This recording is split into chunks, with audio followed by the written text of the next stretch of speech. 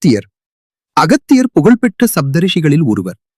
அவர் 19 சித்தர்களில் முதன்மையானவர். அகத்தின் உள்ளே ஈசனைக் கண்டதால் அகத்தீசர் எனப்பட்டார். இவர் சிறந்த சித்த மருத்துவர், பல்கலை வல்லுனர். இவர் அகத்தியம் என்ற தமிழ் இலக்கணத்தை தொகுத்தவர். அகத்தியர் குடத்திலிருந்து தோன்றியதால் கும்பமுனி, குடமுனி, தமிழ்முனி என அழைக்கப்பட்டார்.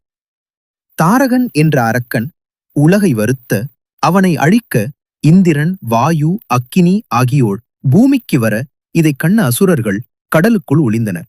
இதனால் அக்கினி வாயுவுடன் கூடி பூமியில் அகத்தியனாய் அவதரித்தார். அகத்தியர் சமுத்திர நீர் முழுவதையும் குடித்துவிட்டு அசுரர்களை அழித்தார். அகத்தியன் தம் முன்னோர்களுக்காக விதர்ப்ப நாட்டு மன்னன் மகள் லோபமுத்திரையை மணந்து தென்புலத்தார் கடனை தீர்த்தார். சிவபெருமானின் திருமணத்தின் போது வடதிசை தாழ்ந்து தென்திசை உயர்ந்தது. இதனால் தென்திசைக்குச் செல்லுமாறு சிவபெருமான் கட்டளையிட்டார். இதனால் தெற்கே செல்ல வழிவிடாமல் நின்ற விந்திய மலையின் கர்வத்தை அழித்தார். இவர் சிவசக்தி திருமணத்தினை தமிழகத்தில் கண்டவர்.